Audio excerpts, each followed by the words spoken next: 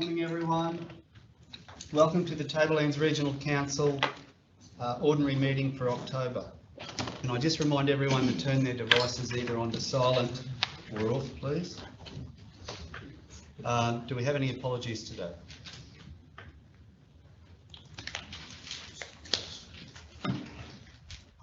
I have leave of absence. Okay, so there's no apologies for today, but Councillor Hodge would like to. Yep.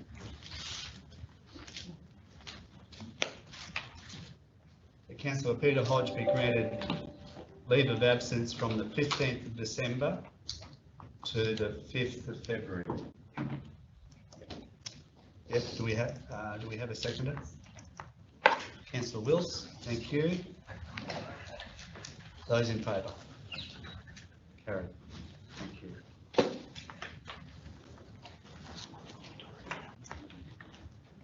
Could I ask everyone to be upstanding, please? I'd like to acknowledge the traditional owners of the land that we meet on today and pay respects to elders past, present and emerging. While we're standing, we'll observe a minute's silence as a mark of respect for the members of our community who have recently passed. We wish their family and friends peace and comfort during this challenging time.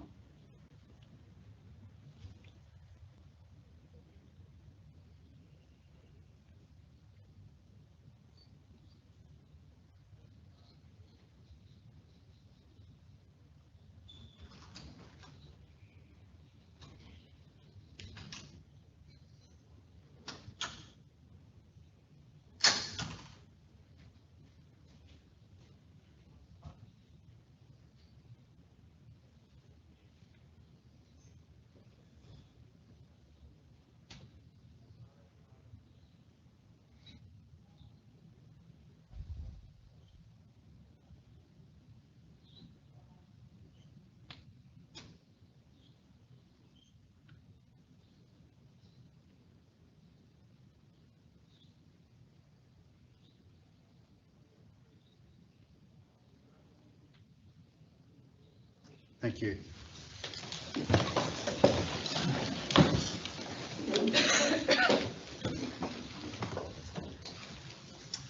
Item 6, councillors, do we have any declarations of any material personal interests or conflicts of interest?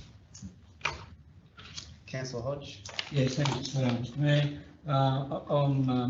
We'll be having a declarable conflict of interest in regards to 11.1, the major amendments to the Tablelands Regional Council Planning Scheme 2016, as I was a submitter on one issue. So I'll leave the room and will not participate in any discussion. Thank you. Any other declarations, councillors or officers? No, thank you. We'll move to item 7, confirmation of the minutes. The first minutes we'll go to will be the ordinary council meeting of the 28th of September. Can I have a mover that those minutes be adopted as a true and accurate record? Councillor Wilts is moving and seconding. Councillor Bilney. Those in favour? Carried.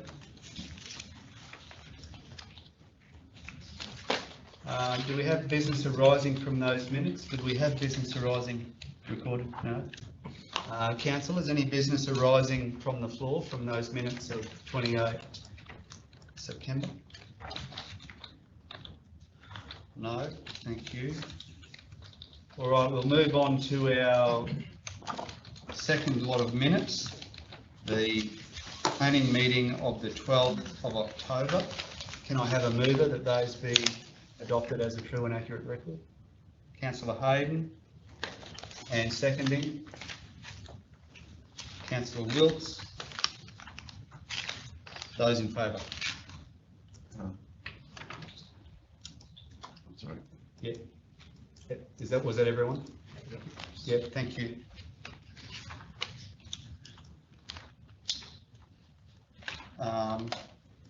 Very good. Business arising? Just Yeah. Was passed up, Mr. Mayor. Yep. In business out notice, that particular report, the item of John Cole Toyota. I took no part in that discussion and took advice from our Chief Planning Officer at the time that although I have a conflict of interest with the wider matter of the decision that will ensue with respect to John Cole Toyota, because this was an update, that I was not in conflict of interest. But I think it's wise for me to record that, because if it was a discussion other than an information session about John Cole Toyota, I would have been in conflict of interest. So this related to the meeting of the 12th planning meeting? Yes. Yeah, okay. Yeah, so can we record that? Yeah. Yeah. Thank you. Thank you.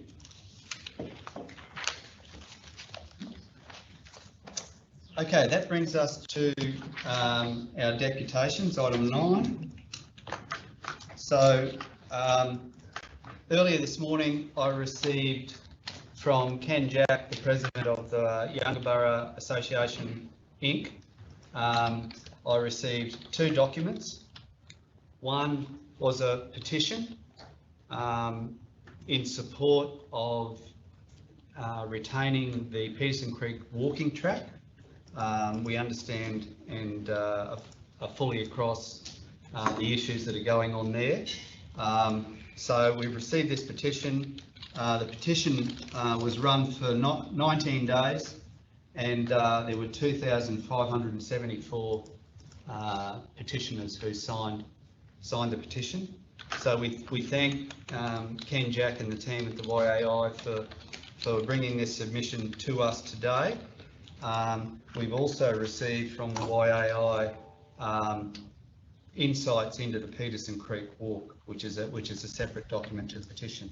So we thank the YAI for both those documents, and I'd just like to reaffirm that as a council, we're doing everything that we can to secure that walking track. We understand the importance of that walking track to the Yungaburra community. We're doing everything that we can in a strategic and sequential way, but we are fully committed to progressing that. So thank you very much to the YAI. We do have a deputation this morning as well. So Do we need a motion to accept the motion to accept the petition. yeah, of course. So yeah, it's could I just move a motion that we accept the petition from the YAI this morning? Yep. Seconded, Councillor Wilts. And those in favour? Carried. So now we really have accepted it. Thank you. All right. So now we'll go to our deputation this morning. So I've got Annette and Roger Wadley from the Tinaroo Sailing Club. Please come up to the table there, and we'll hand over to you. Thank you. Thank you, everyone. I'm here today representing Tinaroo Sailing Club. I'm a volunteer grants officer and the membership secretary, and Roger Wadley is the club commodore. Some background. The Tinaroo Sailing Club was established over 60 years ago. The club has produced 4 world champions, national champions and state champions. The club currently has a 20-year lease with council for the Black Gully Road property, ensuring our exclusive use. The lease has 9 years to go. We are applying for the current round of Sport and Rec, Minor Infrastructure and Inclusive Facilities grant funding, the inclusive and accessible category. Under this category, there is a total funding pool of 30 million available to support new and upgraded change rooms and amenities that meet universal design principles. I've been advised by Sport and Rec that this is the largest pool of funding that has ever been available for this purpose, or will likely ever be available. We are therefore very keen to complete our application by the closing date of the 16th of November, hence our urgency in this matter. The current amenities at the club only include one male toilet and shower and one female toilet and shower. These facilities do not meet the demand. The club does not have any all-ability access toilet, and this is something that is necessary to ensure that no one is excluded from participation. We require an extension to our amenities block, including all abilities access toilet and additional toilets and showers. Estimated cost for this will be approximately $160,000, and we have plans that have been drawn for this. The club currently has 300 members, plus their families. The club runs Learn to Sail weekend courses for the broader community, is utilised by numerous school groups that also camp at the club. Members and their friends and family camp during holidays and weekends. We run an annual regatta, attracting over 300 people camping and participating over the 3-day May Day long weekend. We support the Wooden Boat Association regatta, and we run fortnightly club days. Remember, this is all with just one male toilet and one female toilet and shower. The club wishes to improve their facilities for both members and the wider community that uses these grounds. We are a not-for-profit club run entirely by volunteers, trying to keep our community active.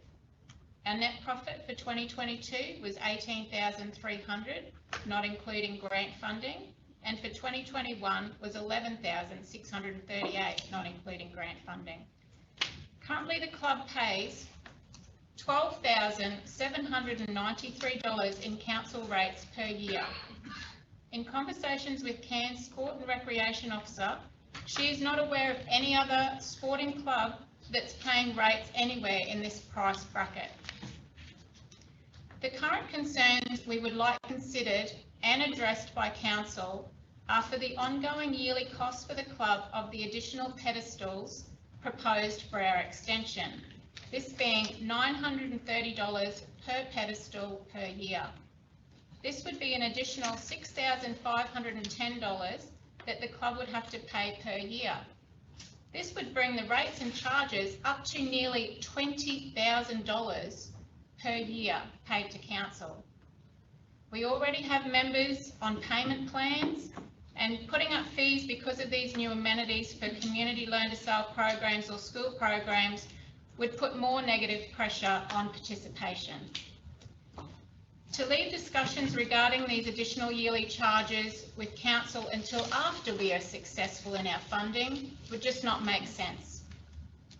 To complete our funding application, we seek from council the approval to build the extension to the existing ablution block, but the club also requires some direction from council as to by what means council can give consideration to address these additional rate charges incurred by these extra pedestals, whether this is by negotiation of a new lease or ongoing concessions or by other means.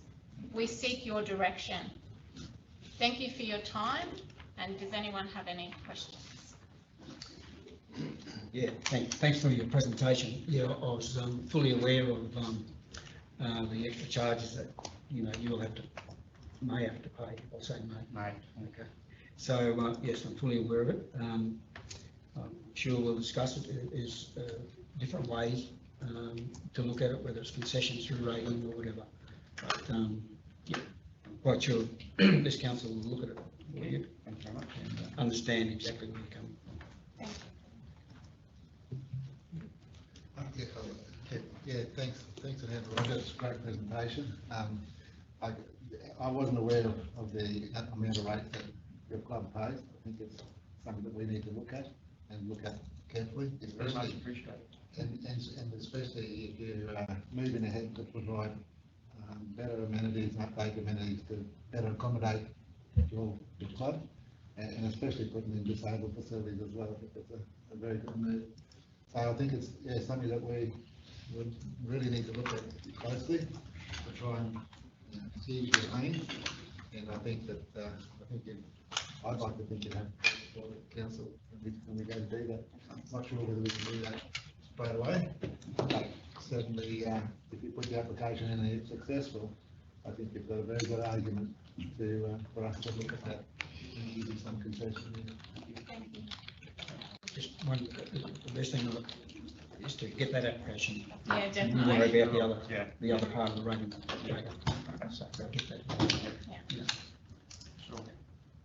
Thank you. Thanks, We're Ryan. dealing in the short term with the changes to the building itself. There's a couple of matters within your request as it relates to rates that we need to give some consideration to and take advice about how that might be achieved, particularly in relation to binding future councils. Rating decisions are generally taken year to year, concessions are granted year to year, so striking agreements over the long term might be problematic, but we just need to consider that aspect. Thank you very much. Very good. Thanks very much.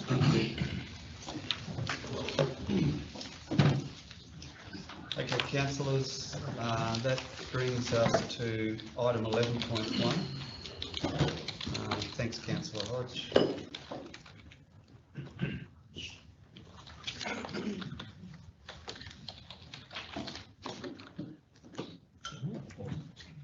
So, item 11.1, major amendment to the Tablelands Regional Council Planning Scheme 2016. Do we have a mover of the officer's recommendation? Councillor Cardew's moving. Seconder? Councillor Wilts. Thanks very much. Councillors, do we have any questions? Councillor Cardew. I'd just like to get a brief update from our planners if we could.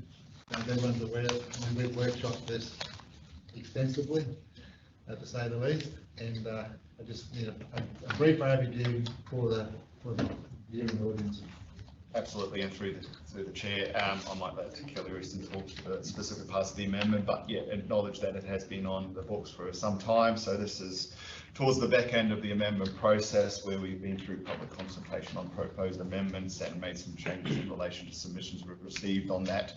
But generally, the overview, there's a whole raft of amendments captured in this major amendment, and they're detailed specifically in the report, but generally two major aspects.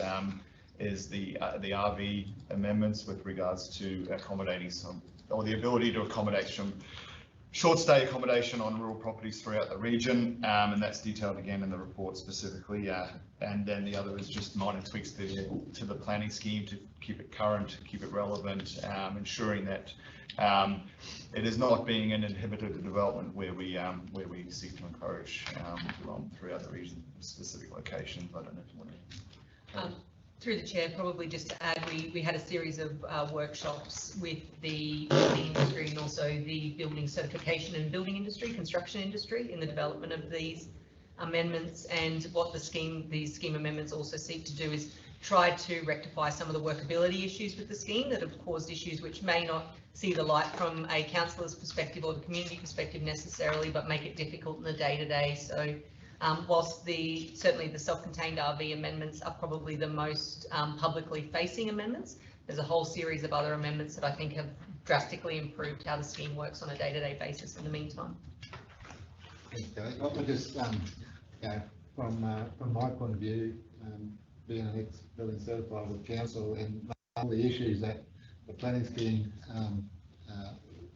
put in front of applicants at various times, it's very pleasing to see that we've tried to cut the red tape and streamline it and make it easy for developers and applicants to make applications and try and get rid of some of that red tape. And I think we've gone a long way in achieving that. Yeah, so well done. Councillor Clifton. Thanks, Mr. Mayor. I also think that the thread that this council has been pursuing for some time is the protection of agricultural land for agricultural purposes. And there might be some people who think that allowing recreation vehicles on agricultural land may challenge the future use of that land.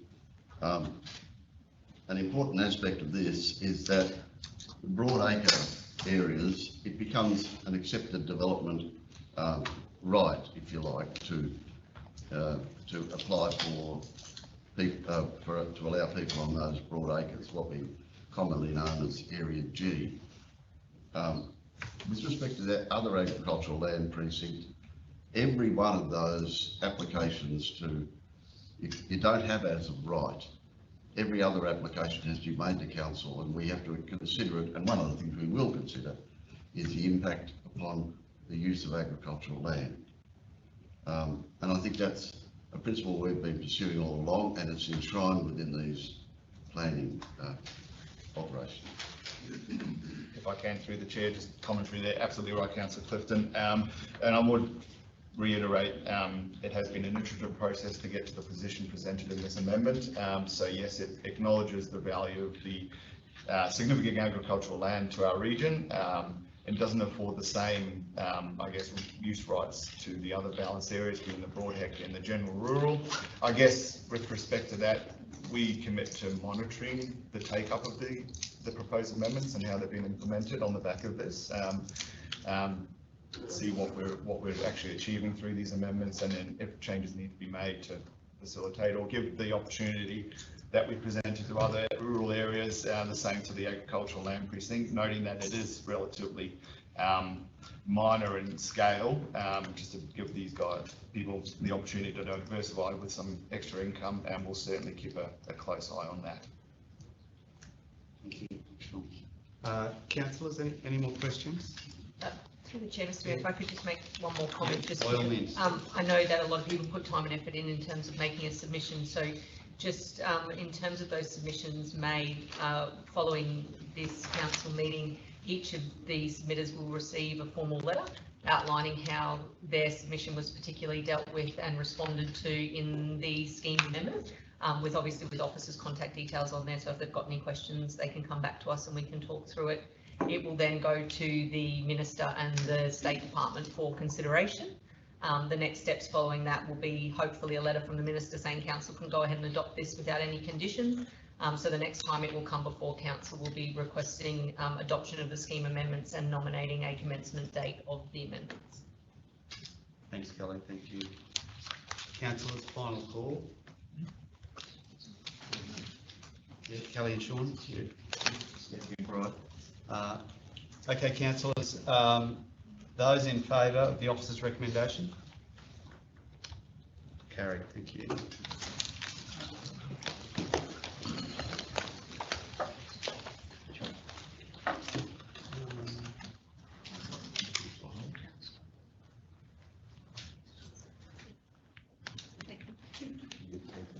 Tudor, could you get Councillor Hodgson?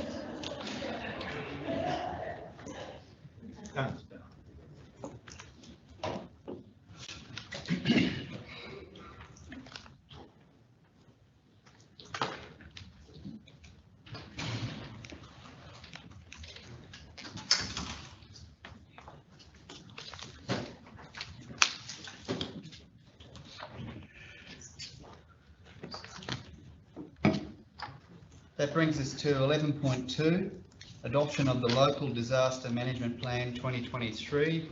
Can I have a mover of the officer's recommendation? Councillor Wilts is moving, and a seconder, Councillor Hayden. Councillor Wilts. Yeah, thanks. Yeah, through the chair, I'm going to ask Sarah Dean, our Senior Advisor in Emergency Management, to give us a brief overview, and then I've got a couple of comments I'd like to make, please. Fantastic, thank you. Thanks, Sarah. Thank you. The Local Disaster Management Plan is our overarching plan for the region. Last year it underwent a comprehensive modernisation. This year it has been a light refresh, but there have been a few changes. So fixing broken links. The state government changed a lot of their links where they were storing documents, so that has an impact on our plan. And have also incorporated reference to the Australian warning system and additional minor changes throughout the document just to ensure its currency.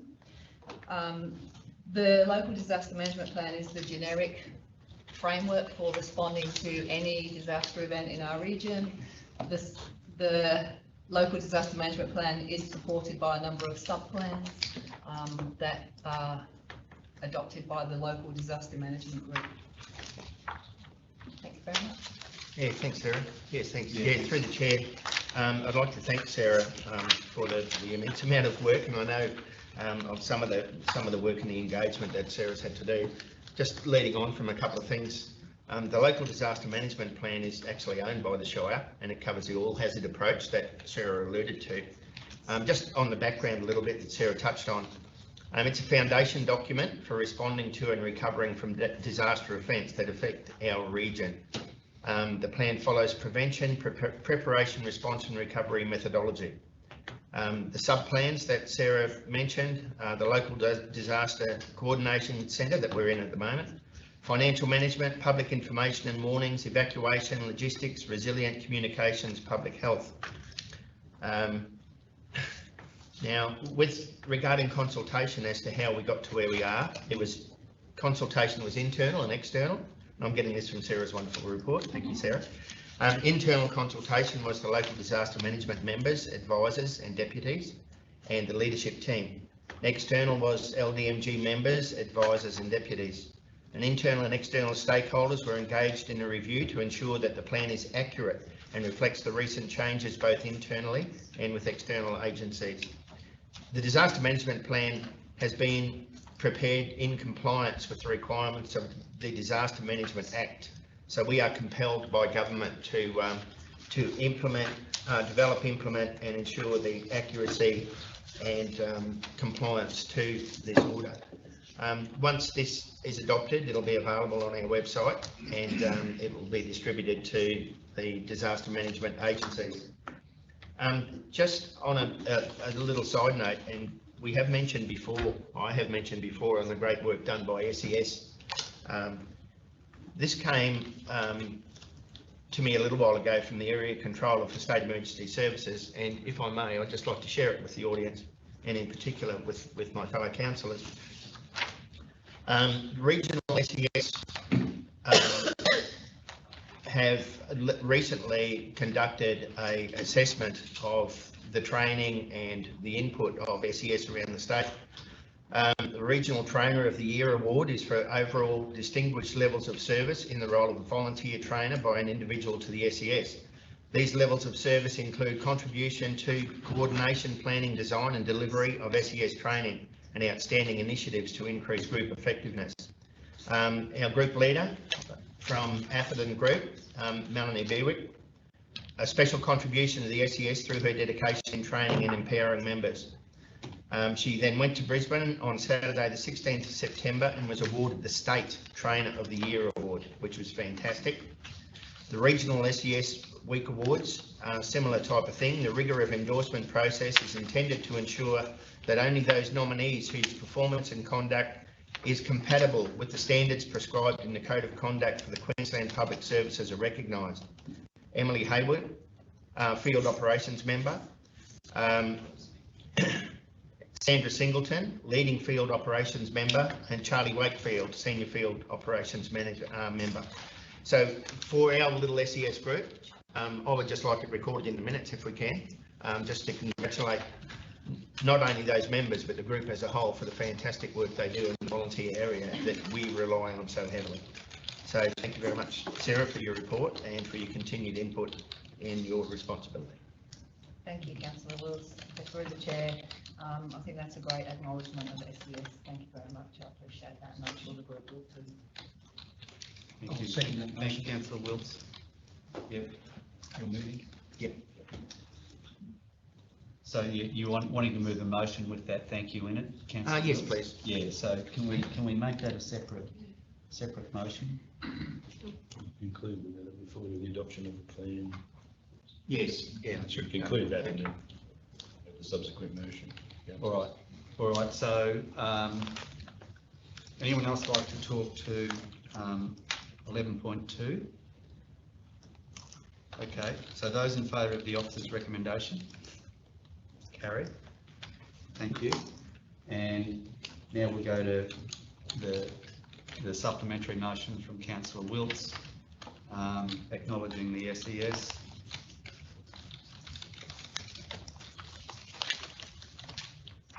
You put some suggested words there, Councillor Wilts. This is continued contribution.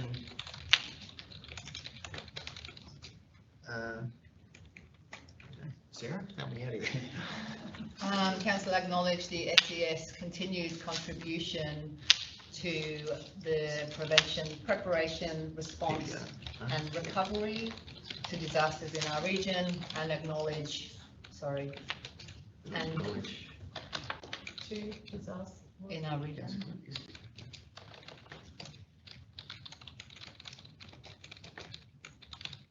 And acknowledge the significant achievements of the Atherton SES. Local group, yeah. Local group.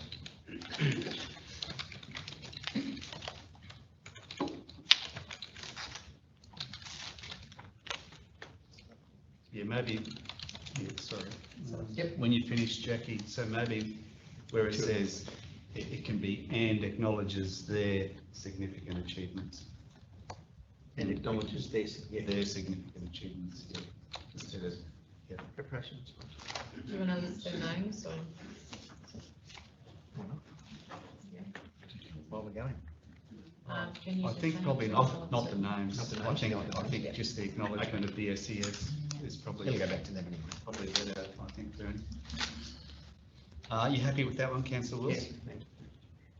Okay, councillor Hodge, you happy with that? Okay, we've got a mover and a seconder of the motion on the screen. Those in favour? Carried, thank you. Thanks. Thanks, Jack.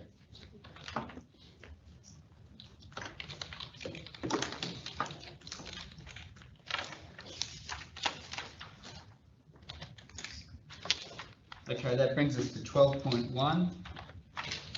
TRC 2023-11 EOI in the Lander Falls Caravan Park. Can I have a mover of the officer's recommendation? Councillor Bilney and Councillor Hodge. Councillor Bilney. Excuse me, through the chair. Look, the report just highlights what the next progressive step in the assessment is under the expression of interest for a 30-year term lease. I'd like to perhaps unpack what the next process is for those two EOI shortlisted applicants. Okay. Thank you, Councillor. Through the chair, so the next step pending council resolution would be to issue a closed written tender with additional criteria for those tenders to submit. Tenders have to go for minimum 21 days, so we would look to put that out, and hopefully, depending on negotiations and how that closes, we would look to present in December for further resolution. Councillor Hodge. Yeah, that was one of the things I wanted to ask, is that I think in this resolution, if possible, that we should have that date in there to make sure it does come to the December meeting. The date. Yeah, which is the 14th of December. To be determined. I'd like to ask you, do you think that's feasible? I don't want to put something on that you don't think is not feasible. So maybe through the chair, I think it's really difficult to guarantee that that's feasible, because it largely depends on the quality and contents of the submissions of the two shortlisted tenders, and the potential duration of the negotiation that needs to happen before we actually have something to present. We would definitely be aiming for it, but we are partially dependent on external parties here. If you wish to put that date in there, that we might have a report coming back in December, in worst case scenario, advising that we haven't resolved the matter yet. That's a suggestion. Yeah, we can do that. Because one would think that the two are being shortlisted, have done the expressions of interest, must have all their, you would think, a majority of their business case prepared, maybe, not sure. But what I'm saying is, I really would like to have this sorted before the 29th of January. Chair, I think everybody shares that. We're aware of that, that's all right, with or without the motion, but we're happy to provide a report, even if the report is a status report on negotiations. What do you want to add? Just that, Just a report. provide to the Assembly Preliminary Council meeting in relation to the progress of the tenure. That could be the final report.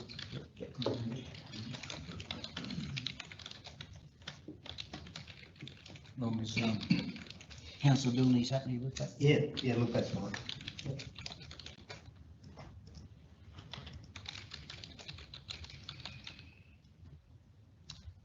All right, so we've got a third dot point there added, which has been accepted by the mover and the seconder. So do we have to move that amendment first? Not if the mover and seconder agree. No, It's included in this one. Okay, yeah. All right, so we've got agreement from the mover and seconder. Those in favour? Carried. Thank you.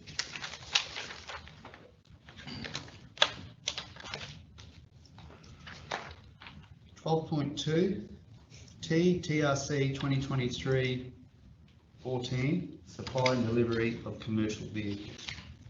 Do I have a mover of the officer's recommendation? Councillor Kaji and Councillor Hodge. Councillor Kaji. Yeah, thanks, Mayor. I don't have a real problem with this report. I'm thankful that John Cole, the local supplier, has come in on the money, and it's good to see that it'll go to a local business. I did note that because of the local business content, that it tipped him over the edge. He was a little bit dearer, but not by much. There is a bit of question on the availability of these things, which is fine, I guess. But yeah, and the resale value of the Toyotas as opposed to the Mazdas is probably a little bit better in the long run. I'm happy to accept that small anomaly and go with the officer's recommendation. Thanks. Councillor Hayden. Okay. As we all know, second-hand vehicles have declined in value by 10% and are expected to continue to gradually drop.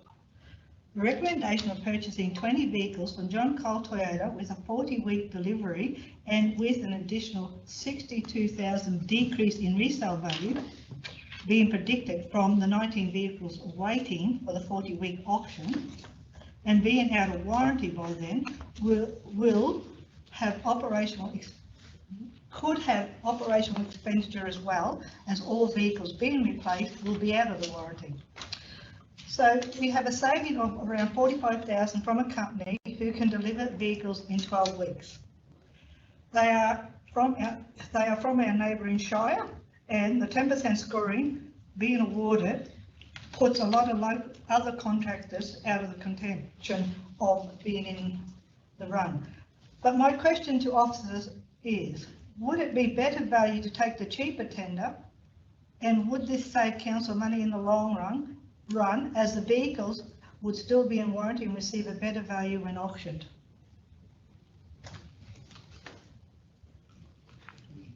So when they're being auctioned, they're all out of warranty. Through the chair, so officers have made a recommendation in accordance with our policy, and that's what we have to apply when we make our recommendations. It's really hard to foreshadow what the resale value is going to be of our current vehicles and what the operational expense or maintenance expense will be for the current vehicles that will run out of warranty period and how that affects our operations. We have included the risk in the report, so council can consider that, but that's the best information we can give at this time. We can't guarantee that it would be better value to go to the other supplier, which is basically indicate that there's a risk that it may be a better value to go to the other supplier. I hope that answers your question. Councillor Hodge. Yeah, look, I understand Councillor Hayden's issues there. Fully appreciate it, but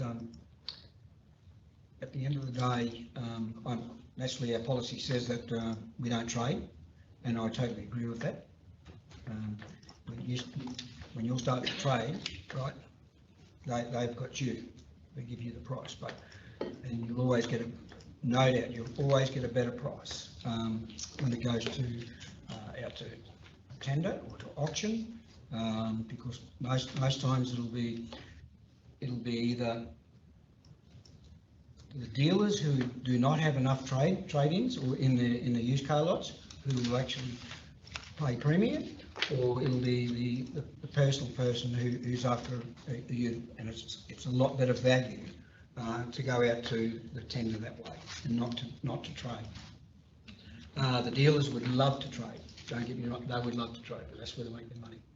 So, and I'm still happy to go to the local. I understand the point, but you know, they employ, John Coulter employs a lot of people in this area. So, understanding Councillor Hayden's points, but I'm happy to support the motion. Councillor Hodge. Councillors, final call.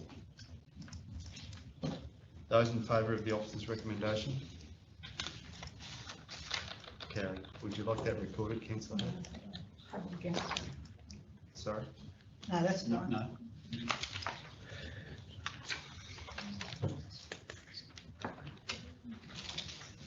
.3 Water Assessment Management Plan 2023-2032. Can I have a mover of the officer's recommendation? Councillor Hodge and Councillor Cardew. Councillor Hodge. No, I'm happy to move it. We workshopped it, so it's straightforward. It's, as the officer's recommendation says, receive and adopt the Water Asset Management Plan for 2023 to 32. Attached to this report, consider the outline plan and the recommendations in future budget deliberations. So this is an ongoing plan. Councillors? Perhaps, through the chair, for me, perhaps a brief explanation for the gallery might assist in order of voting this, please. Thank you, Councillor. Through the chair. So the asset management plans themselves bring council into legislative compliance. They have the asset register and descriptions in there. They highlight risks associated with asset hierarchy and criticality. Look at defining levels of services, both technical and customer.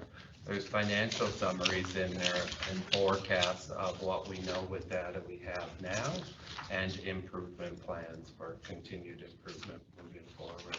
So like Councillor Hodge said, it is a plan, but it is structure for us to continue to move in a positive direction. Thanks very much. Yeah, thank you. Thanks very much, councillors. Final call. Shane, Bruce, you're good? Yeah, thank you. All right, councillors, those in favour of the officer's recommendation?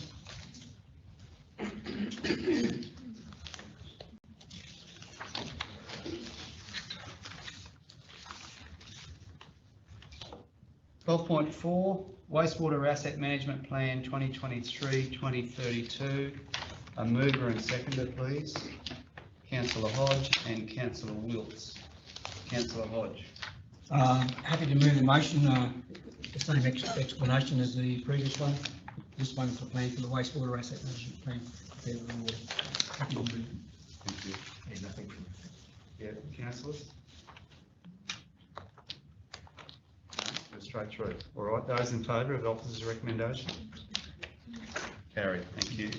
Could I just acknowledge the work that's been undertaken by the strategic asset management time in the role to get 4 very significant bodies of work from items 12.1 through 12.4 completed and in front of council. Thanks, Councillor. Thank you. Thanks very much. 12.5 Road Naming Policy. Have a mover of the officer's recommendation. Councillor Bilney. And a seconder. Councillor Hayden. Councillor Bilney. Yeah, through the chair. I'd just like to state that the road naming policy provides guiding principles and consistent approach as to what control mechanisms are used when we develop names for roads. So I support the recommendation. Thanks, Councillor Bilney. Councillor Hodge. If this doesn't get up I'll be moving a separate motion that this report lay on the table at the moment to further workshop some certain points in here, which I'm not intend to discuss today. It's to do with part one, where it's, to me, it's like a dictionary, but so I don't need to discuss it today, but if it doesn't get up, I'll be moving that lay on the table, we workshop it, come back at another ACM. Councillors? All right, did you have anything you want to add, Chair? So councillors, we've got a mover and seconder of the officer's recommendation. Those in favour? Okay, that's defeated. So I'll now move, Councillor Hodge. I move an alternate motion that the 12.5, the road naming policy review, be laid on the table and to be. Sorry. Deferred relating to consideration be deferred to November meeting.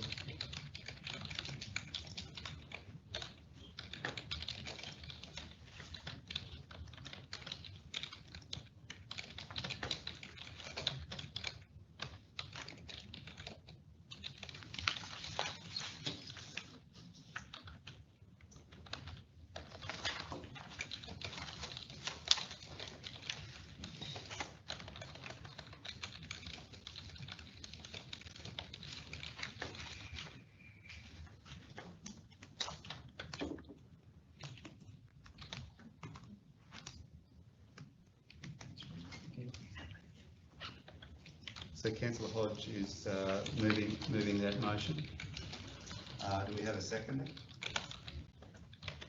Councillor Clifton.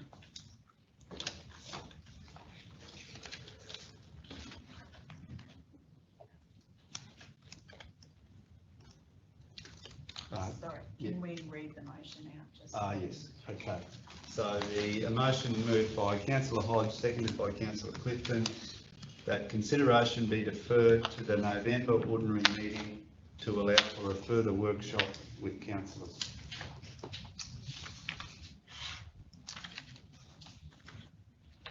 Anyone else like to talk to that? Okay, we've got a mover and seconder. The proposed motion's on the screen. Those in favour? Carried. Councillor Hayden and Bilney, would you like to?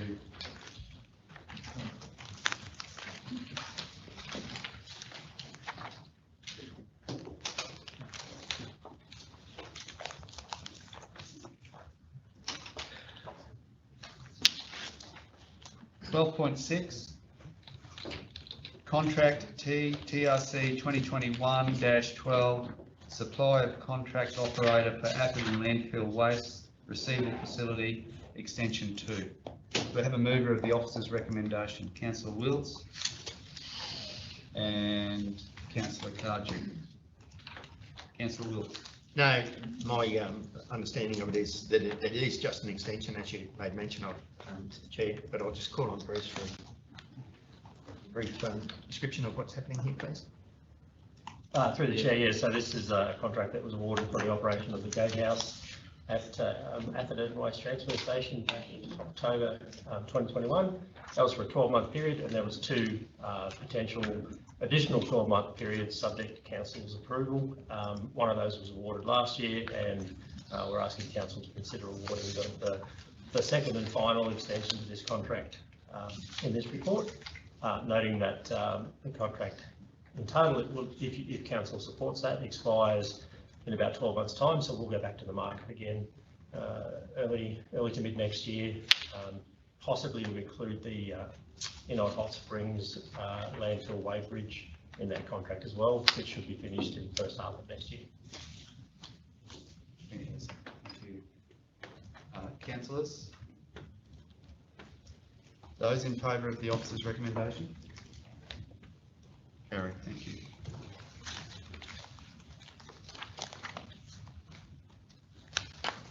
Okay, that brings us to item 13.1, the financial report September 2023. Do I have a mover? Councillor Hodge and Councillor Clifton. Councillor Hodge. Yeah, thanks very much, Mr. Mayor. The report does show that operationally we are tracking on very well. So that's about all I need to say, I think, today, because it's tracking well. So there's no doubt, probably only one issue would be once we do fill all the vacant positions, we may have a better understanding of where we're tracking probably after the following agenda meeting. Just ask councillors to speak up a bit. I'm struggling to hear you on this. Okay. Yeah. So if we can all speak a little bit louder, councillors, that'll be good. Thank you. Okay, I'll just start again by just saying I'm happy with the report as presented. We're tracking, the operational budget is tracking well, and happy to move the motion. We'll have a better idea when all the, as far as salaries goes, when all the positions are the vacant ones at the moment. There is considerable ones at the moment, but of course that may put the salaries up, but then the corresponding contractors will not in. So happy with the report. Very good, thank you, councillors.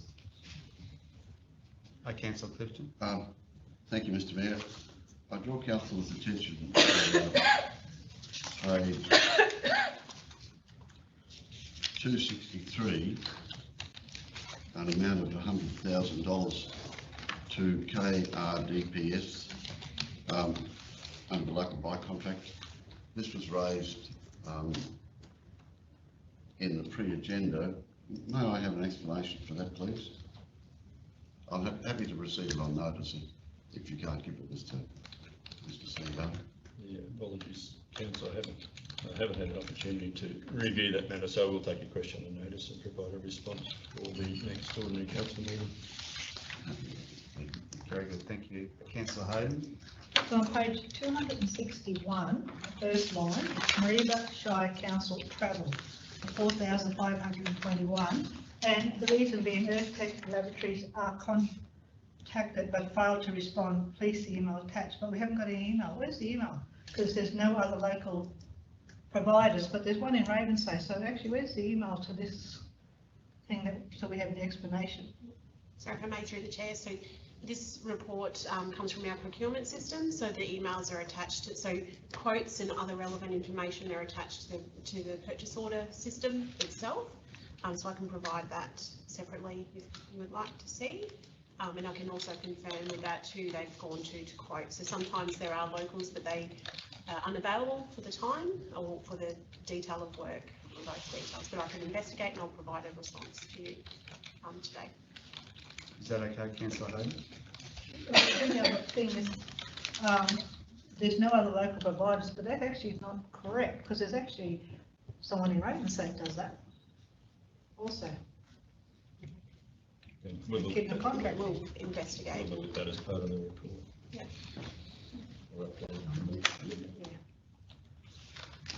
Councillor Hodge. I'd just like to point out one thing, which I mentioned the other day, pre-agenda. This report can be quite confusing, not only for councillors, but for everyone else, you know, who looks at it, because it's all based on orders.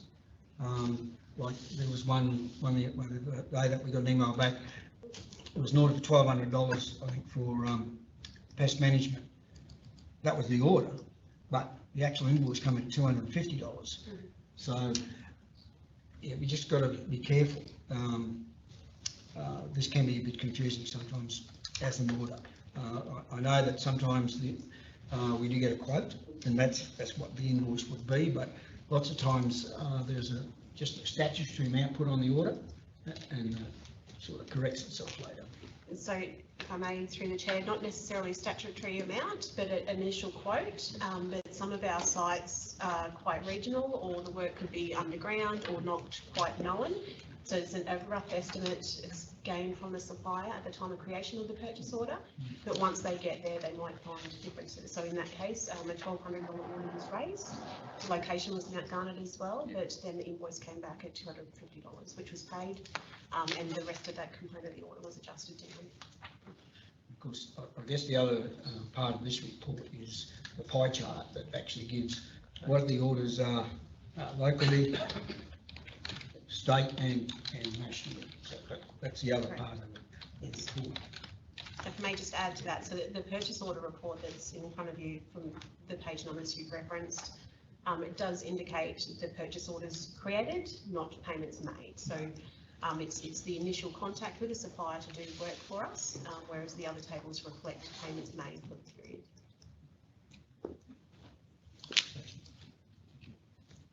Councillors, any more questions on this one?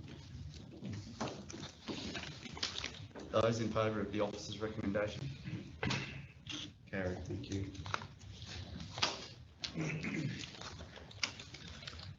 So item 13.2, each historical society licence fee reduction. Do we have a mover? Councillor Bilney. Councillor Wilts seconding. Councillor Bilney. Yeah, through the chair. In order for consistency and equity, I would agree that the fee be reduced in line with what the current council policy is for tenure. And I think it also reflects the substantial and good work that the Historical Society does within the Tablelands and supports council and the community. So I think it's a good decision. Yes, it is foregoing some revenue, but I think we can argue strongly that they are good beneficiaries for this. Thanks, Councillor Bilney. Just a point of clarification for me. The officer's recommendation that we delegate the power to the Chief Executive Officer to review and amend the licence agreement, including the licence fee and outgoings. We're not actually considering approving, we're leaving it to the CEO in his good office to arrive at a conclusion, or are we actually voting to reduce the fees? If I could, sorry, through the chair, a bit light on officers today, but so yes, the recommendation, so that's to enable us to redo the licence in line with the current policy. So you've already adopted a policy which sets those that $1 fee and the associated costs. So this report and resolution allows us to revisit what's currently already in place in line with the new policy. Thanks, Councillor Bilney. Through the chair, I just want to reiterate that when this licence was negotiated with the society, it was only a couple of months later we actually changed the tenure policy. So it was a timing thing from our point of view. So it just gives a consistent approach to our charging. Thanks, Councillor Bilney. Okay, councillors. Those in support of the officer's recommendation? Carried.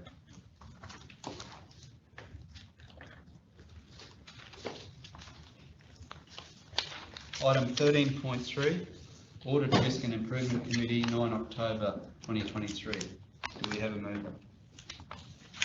Councillor Hodge and Councillor Clifton. Councillor Hodge.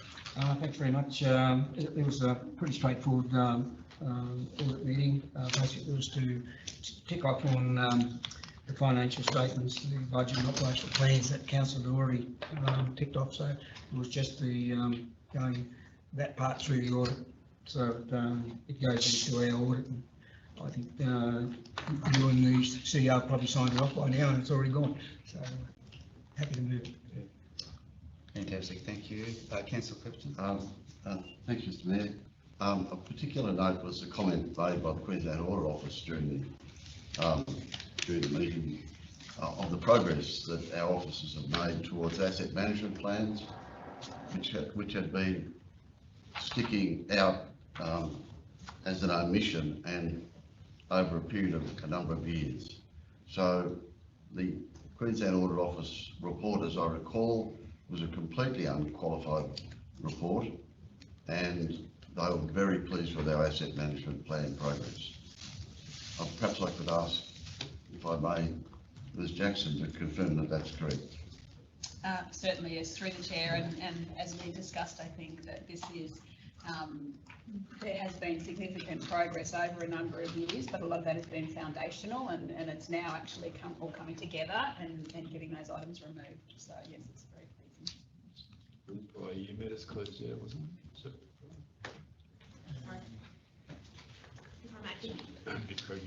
all prior year matters were closed out. All prior year matters were closed off, so a lot of those were asset management related, which we were able to do now that we've got that consolidated asset management system in place, and now we have asset management plans to support us doing even better now that we have that system there. Just for the unqualified component, it's not yet submitted to the Queensland Audit Office, so we don't officially get that component back, but all the audit checks are completed, financials are signed, and they'll be submitted shortly. So then we get the official, but all is looking well to have that unqualified. Very well done, Mike. Very well done, Ms Mann. Thank you. Very good, councillors. Final call. Those in favour of the officer's recommendation? Carried. Item 13.4, implementation of grant governance review recommendations. Now, I think there was some councillors had some concerns about this when we reviewed it earlier in the week. Yeah, I will be moving a alternate motion. Do we have a mover of the officer's recommendation? No. Okay, so we haven't got a mover of the officer's recommendation. So Councillor Hodge. Move that the 13.4 lay on the table, or you use the same wording as before, be deferred to the November ICM with a further workshop to be held with councillors, because nearly all councillors are not quite happy with it the way it is at the moment, or understand it the way we should. So that's why we're moving to lay on the table. Thank you.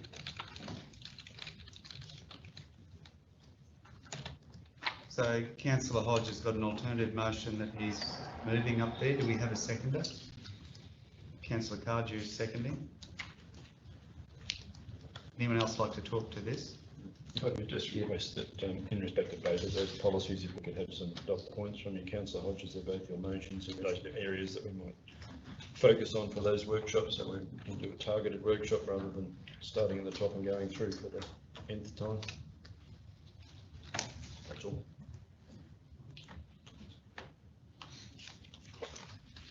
Councillor Billing. Yeah, through the chair. Well, for me, the community grant portion of that policy is what I would like to investigate a little bit more. So Councillor Billing's flagged that one. Councillor Hayden. So can I ask a question about point number 4, changes to the secondary school student academic excellence bursaries? So will that still go ahead if we don't have a workshop, because most of the presentations are in November? So do they still qualify for that? I've had a few inquiries about from the high schools. I expect we'd revert to the existing policy. So you still stick to Councillor, so Yep. that should cover that adequately. This is a replacement policy, so we have a policy framework in place in which we can rely on to deal with anything that's of a timing importance such as those. Councillor Cardew, sorry. Yeah, one of the points that dissatisfies me is that, you know, reading through the policy, and not only just the policy, but the guidelines that are attached to the policy, I still think it's too bureaucratic, and I still think we're putting a lot of onus on not-for-profit organisations to meet those criteria. I think it's too bureaucratic, and I think we need to really shorten it up and make it really, really easy for people to ask for grants and to equip them in whatever means that we determine. But it's just too onerous and too complex at the minute in my mind. Too bureaucratic. Yes, thanks. So through the chair, if I could just clarify, the information that's presented in the report, including the guidelines, are for how it needs to operate, so to cover off the governance perspective. That's not actually the application process. So just for clarity, as part of the workshop, coming back to the CEO's point, councillors would like to see what it would look like from the community's perspective. Is that? Absolutely. That's what I'm hearing. Because I've had a number of people say to me, as early as this morning, saying that it's convoluted, it's difficult, too much for, you know, and we're only talking very small sums of money. I know it's ratepayers' money and we've got to deal with it appropriately. We've just got to make it easy. If it was $100,000, by all means, we've got to make people jump through hoops. But for these small amounts of money and the work that's got to be done to either internally or externally, I think it's just over the top of the mark. So through the chair, just to clarify again, that what is presented here, so what is in the report is not what the community does. So we did work through this in a workshop with councillors, but we can go through that again in more detail and demonstrate from the community's perspective what that application process is. And as I said, I'm not asking for it to be debated again here. It's clear that the motion is that it be deferred. We should be just dealing with the motion as it stands. I've just asked for some dot points from councillors as to matters that they have concerns about so that we can prepare correctly for the workshop. The point I'm saying is, I don't know why the changes were made, whether, I don't know if any councillors here asked for changes to the existing policy. That's just another point. What was it, who asked for the changes, why was it changes? But that can be dealt with at the workshop.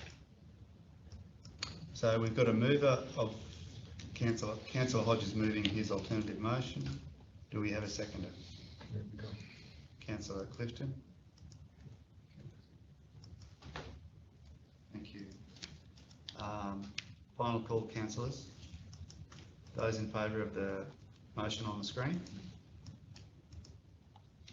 Carried. And I'll just read that motion, that item 13.4 be referred to the November ordinary meeting to allow for a further workshop with councillors.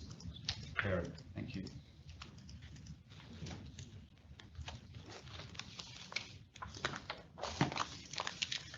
Uh, 13.5 caretaker period policy. Do we have a mover of the officer's recommendation?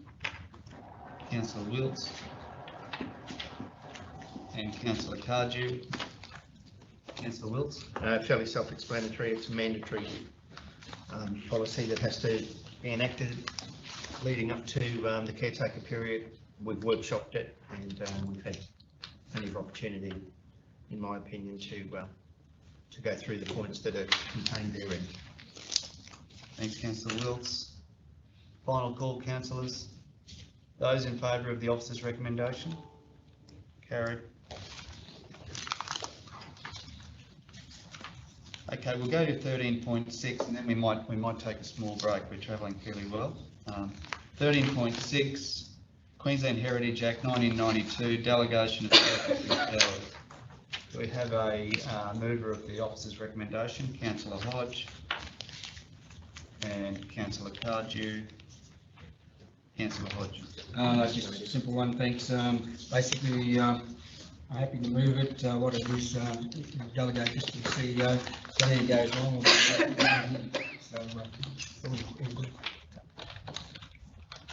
Councillors, any more on this one?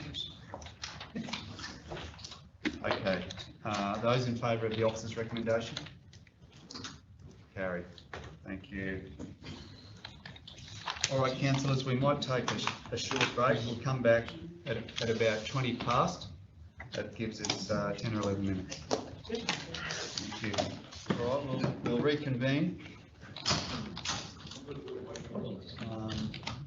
So that brings us to, we'll go to item 15, business without notice. Councillor Clifton. Yes, Mr Mayor, I have a business without notice that refers to the submission put forward by the deputation put forward by the Tinaroo Sailing Club this morning. I think it should be. You have that? Oh, sorry. I'll put the screen asleep. Now we're awake.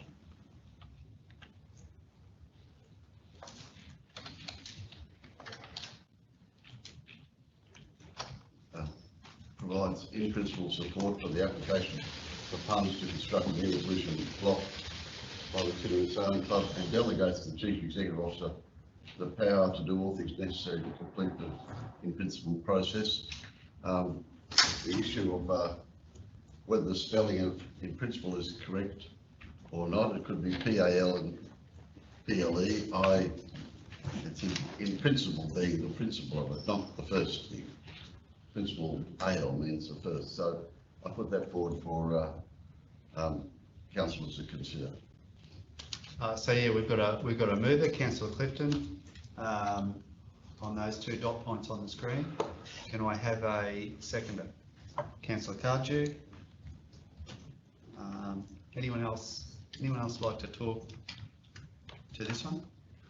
Councillor Cardew? Yeah, thanks, Chair. I'm just wondering whether we should add another dot point there. I was very interested in listening to the deputation. I thought it was very well put together and very well presented. One of the things that highlighted in my mind was the amount of rates that they pay as a not-for-profit organisation. $12,000 a year in rates. I think we need to look at that. So I'm just wondering whether we add another dot point there to look at the rates that they're paying and whether we can apply concessions. If they, and also if they get their proposed grant, I think we need to really look at what we're charging them through rates for their licence. So maybe we just say investigate their rates / charges as part of that process. Yeah, I think, if you're happy with that. Councillor Hayes? Oh, well, so I was just actually going to argue a bit about that because I thought we were going to change it because a lot of other clubs like the RSL, the Bowls Club in Rams are paying exorbitant rates as well because they've got a pile of toilets.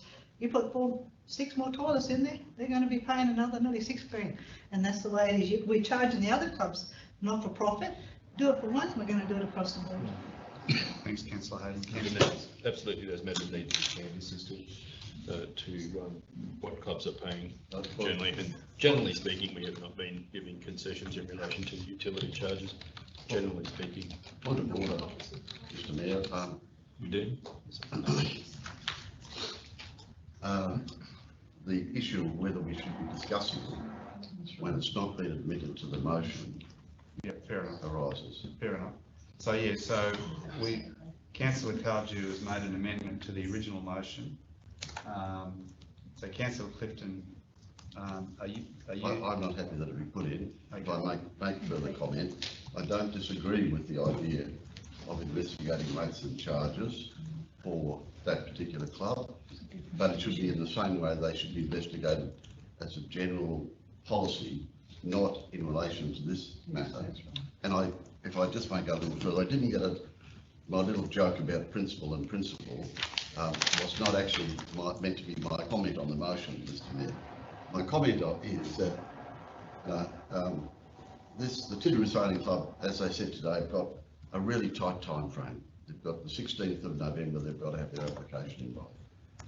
And so the idea is to simply give support for that and ask that by delegating it to the CEO, much of the processes are already in train, as I understand it from their submissions. Much of the processes are already in train. It's not going to impose anything more upon the staff, as far as I can see, other than to meet the 16th of November deadline. But it also gives some degree of confidence to a hard-working group of community members without jeopardising any of the matters like the whole of life concerns of taking on assets that will cost us in the year. I'm mindful and conscious of all of those things, but in framing that motion, I put it forward on the basis that those things will naturally be considered by the Chief Executive Officer and his officers and are being considered now. I'm trying to expedite this. Thanks, Councillor Clifton. Councillor Cardew. I'm happy. I mean, we're going to have to look at it sooner at some stage, so I'm happy to get, as Councillor Clifton has alluded to, this motion is primarily to just get the letter of support and whatever prior to the 16th of November, so we can look at the other things later, I guess. Very good, thank you. Councillors, final call on this one. So yeah, we've got the motion moved by Councillor Clifton, seconded by Councillor Cardew. 1, provide in principle support to the application for funds to construct a new ablution block by the Tinaroo Sailing Club.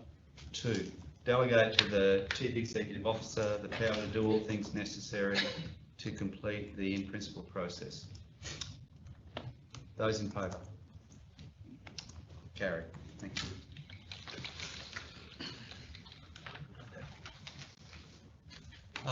Business without notice. Councillor Hodge. Yes, I've got just a couple of general business questions. Number one is I've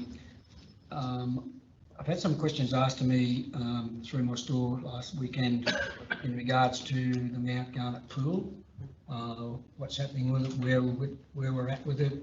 One of the people who was talking to me was one of the school teachers there. So if we could have an update on the Mount Garnet pool, I'd appreciate it if we could, please. Yeah.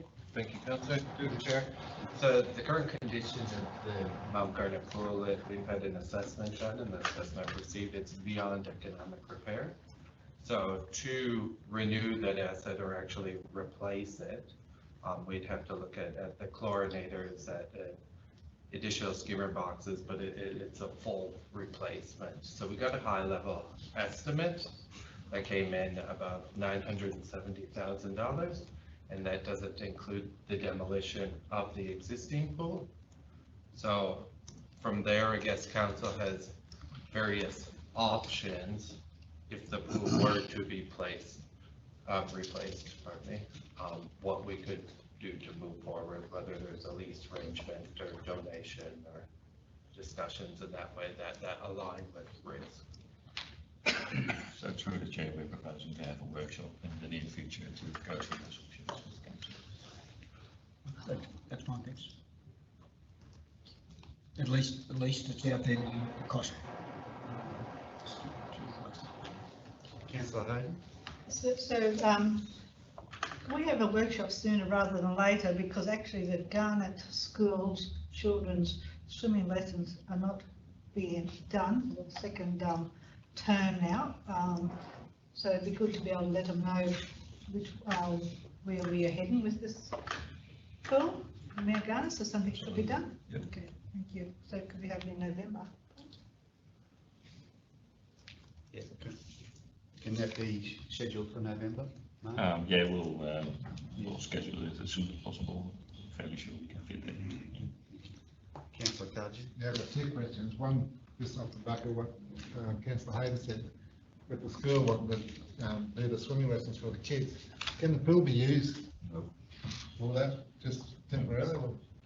Through the chair, It's it's current unsafe. state, it's Unsafe in what regard? The lining is broken, and we're losing. What, sorry? The lining of the pool is it has got holes in it, and we're losing water through the lining. We do not want kids being sucked beyond behind the lining and the earth in the pool. It's unsafe to use it. We cannot open.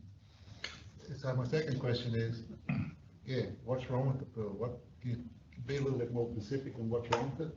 Why do we need to demolish the whole thing? I mean, we've got look, I've repaired the pool when I was in Carpentaria Shire. What's wrong with the pool? Through the chair, so the pool is approximately about 50 years old, so the liner itself is deteriorated. What do you call the liner, sorry? The liner, so the liner of the pool. It's not concrete. It's a final line pool. It's not a concrete pool or anything like that. It's 50 years old. It's beyond its life. It's just deteriorated by the chlorine and the sun shining on it. So there's no concrete form behind the liner? No.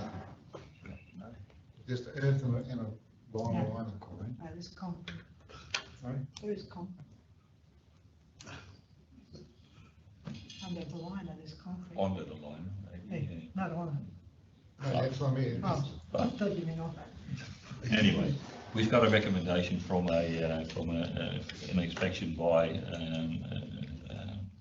a qualified pool company, and we'll workshop that recommendation with council when we do that in November.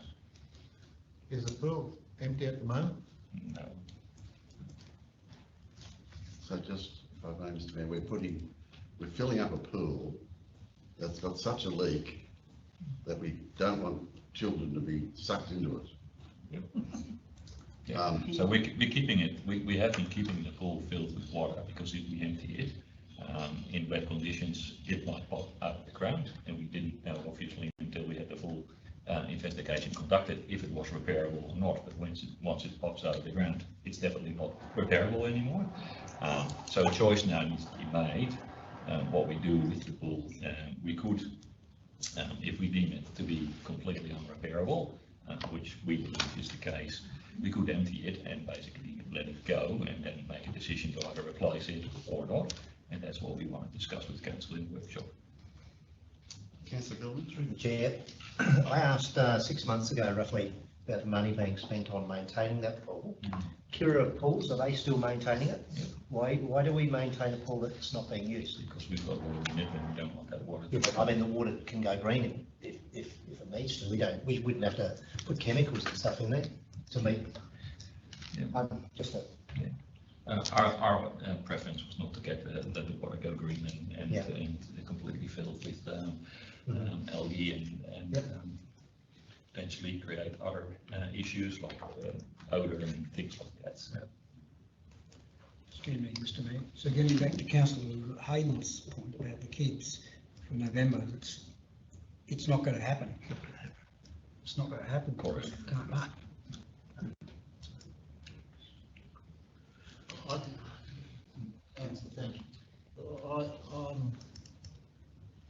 Having repaired a pool similar size, bigger than that one actually, I just can't fathom $1 million on a repair job or demolition of this existing structure. But, I mean, there must be an alternative way, which I believe there is.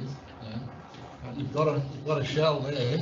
What's wrong with, have you looked at another pool company or another engineering firm or the like, where you can just, respray the thing, replaster it, retile it or the like, and utilise the existing structure that's there? I just can't see the logic in what you're saying at the minute. I'm sorry. Look, I think we've got a proposed motion there, Kev, that we're going to have a workshop. We will get all the technical information that we're probably seeking today. We'll get all that information at the workshop, and that'll come to us as quickly as it can. I think that's the way to answer those questions, Councillor Cardew, is to do it when we've got the report in front of us and the technical assessment of the. I mean, if we're going to have a workshop on this, and we're going to have it before the November meeting, that report can come back. I mean, I'd really like to see some specified detail on a couple of different options, as opposed to spending $1 million ripping out something that's already there and putting another $1 million into a new structure when we could probably modify the existing at a much cheaper rate and achieve the same result. That's the things that I'd like to see investigated a little bit more. Just having a report from somebody, one person saying it's no good, and rip it out, that doesn't wash with me, I'm sorry. So just for clarity through the chair, if the expectation is that we engage other companies to do investigative work and provide a report on options to remediate or do other works with the pool, then obviously that doesn't align with having a workshop as early as possible, because we have to go through a procurement process, do the work, have the report. So I just want to make sure the expectations are clear. We either will do that and spend time on that, and you have to understand how long that will take, which I can't answer now. Or we have a workshop in November, and maybe following that workshop, further work can be done if there's still questions. But engaging somebody and do a full investigation will take some time to undertake. I'll be happy to move the motion that officers prepare, you want to want a more detailed report. I understand your point. What's the point of having the workshop when we haven't got we'll just go around the table again, come back with exactly what we just said here, without having further investigation. So I would personally rather investigate options in regards to how we're going to either do not go ahead with it or replace it. We'd have to go through budgetary preparations, all that sort of stuff. So basically, as far as the Mount Garnet pool goes, it will be out of action for at least 6 months, one would think. There is an Because they need to know. There is an alternative approach that we could take, and that is we've approached the Mount Garnet C&C Association. They're not constrained in the same way that we are, in terms of all sorts of tenders and all sorts of things of that nature. Ask them to contact a pool builder and say how much would it cost to repair it. So they get that within a week. And then they can present it to us. Councillor Hayden? So actually, on the flip side of that, they already have, and I will I'll be sharing it with Shane. And so it's probably not for the public's view at the moment, so it's for Shane to follow up on the company that the PNC has got up to do a quote and any repairs, but I'll tell Shane, I'll share it with him. I think that he was dealing with it, just so you all know, so, but it's okay. I just don't want you to know. I don't think it's probably for the public to hear about other companies. So, they did that on their own back with someone else. Councillor Carter. Just getting back to the hole that's in it or whatever's in it. Is it feasible just to empty it? It's nice and dry at the moment. Quickly empty it. We're not going to get rain to pop it out of the ground, hopefully. And quickly repair, just put a quick repair over, a temporary repair over the hole, fill it up again so the kids can use it to learn to swim for this particular year. Is that a possibility? So I don't think we can answer that in this meeting. We're not pool repairers. We have repaired the pool several times and the repairs have failed several times. So we can only ask an expert to provide that answer. Okay. So I'm happy to move the resolution then. Then you get all the information from Hayden. We'll have the workshop. Led by timings of the officers. So Councillor Hodge is moving that motion that officers prepare a detailed report for council on the options for the Mount Garnet pool. Do we have a seconder? Councillor, I'll go Councillor Hayden. Hang on, I think there needs to be a workshop added in there.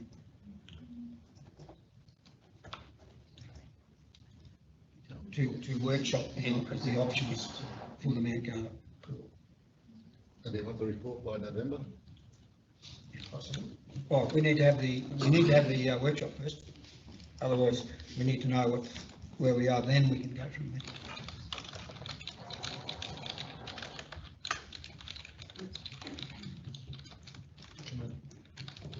I just asked also while we wait for that, have we approached the school to take the pool on? Something similar to what we do in Melinda? So, through the chair, we have been in contact with the school discussing various options of the pool that I can talk through further at the workshop with the other options are available or to be investigated. So we have talked to the school? What was their feeling?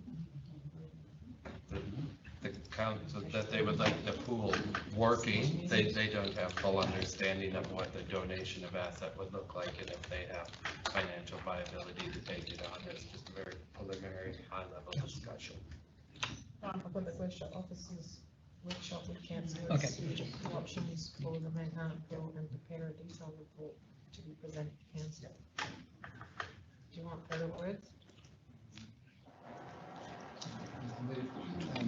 I just want to, through the chair, I really want some urgency put on this. We've got in my mind, we've got a reasonably sound structure up there that's not being used. We may still maintain it to a level that can be used with the water quality there. I'm not using it, and it's frustrating to the people of Mount Garnet. They drive past this thing every single day, see clear blue water in that pool, and never using it. So I'd really like to put a level of urgency on this. Mr. Mayor, just, we previously discussed with the council, there's more considerations than just the state. Appropriate supervision, among other things, which we've referred to.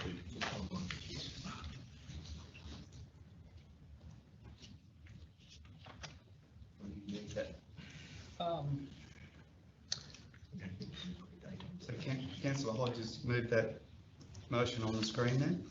I'm just understanding all the other issues that are going on with it, but to be realistic, what sort of date, Mr. CEO, do you think we could come back with?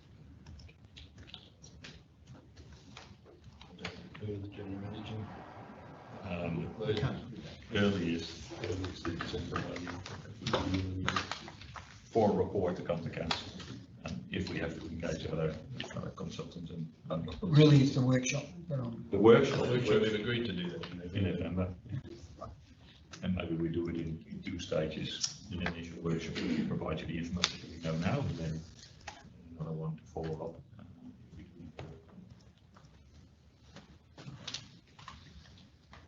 And then we can, when that workshop, we can look at all the options. I'll personally look forward to the report that Councillor Hayden puts forward. Right, so we've got a mover there, Councillor Hodge, seconded Councillor Hayden. Is that? Yep, that's right. Yep, Councillor Hayden, you happy with that on the screen? That officers workshop with councillors the options for the Mount Garnet pool and prepare a detailed report to be presented to council. Okay, those in favour? Carried. Thank you.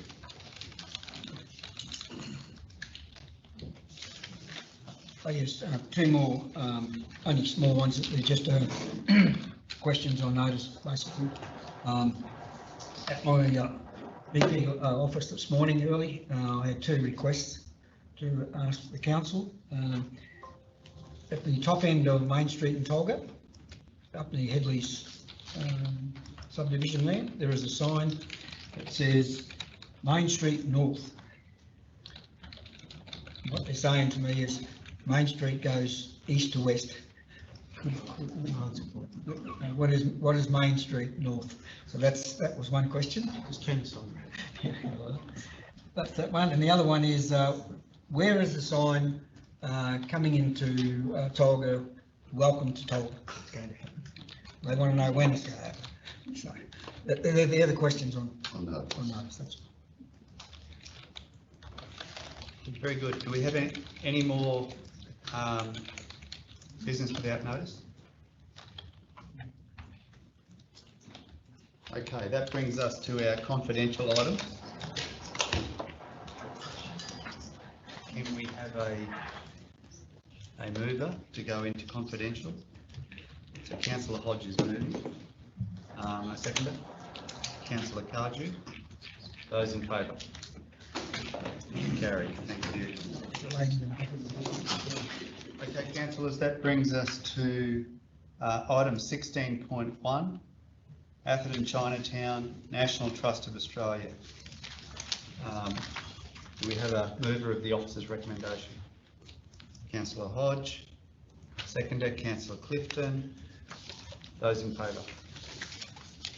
Carried.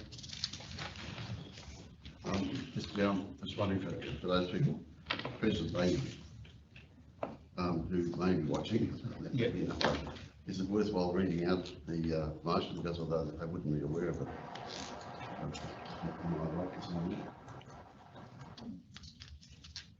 Yeah, I'm happy to do that.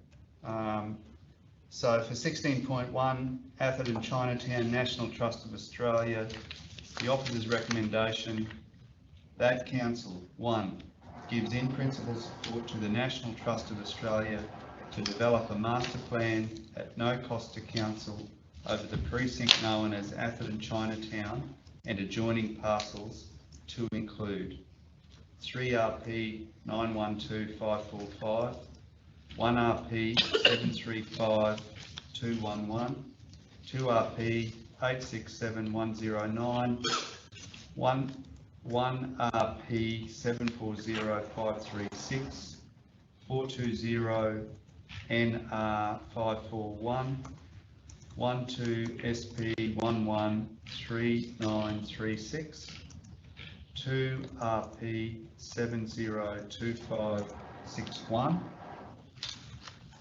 and Fongon Road Reserve, and finally request NTAQ, the National Trust of Australia Queensland, to present a draft of the master plan to council for discussion and feedback prior to presenting the final plan for endorsement. So that is carried. So then we'll go on to 16.2, Priors Creek EOI sale of freehold land. Do we have a mover of the officer's recommendation? So Councillor Wilts and Councillor Clifton. Those in favour? Carried. And I'll just read the recommendation. That's it up there now, Jackie, is it? Yes. Yep.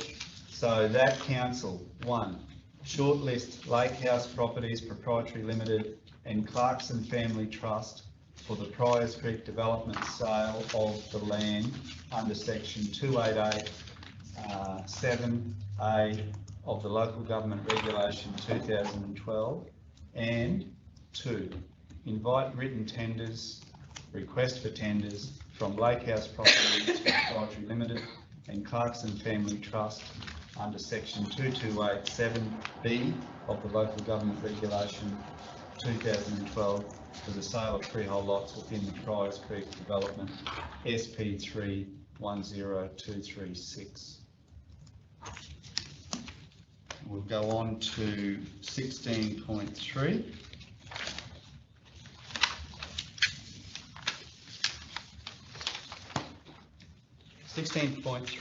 Priors Creek walking track update. Do we have a mover of the officer's recommendation? Councillor Clifton and Councillor Hodge. Those in favour? Carried. And that, just go back again, Jackie, sorry. And that final motion that we just passed, that council note the contents of the officer's report. Thank you. Thanks, everyone. Our next ordinary council meeting will be the 23rd of November. Meeting closed.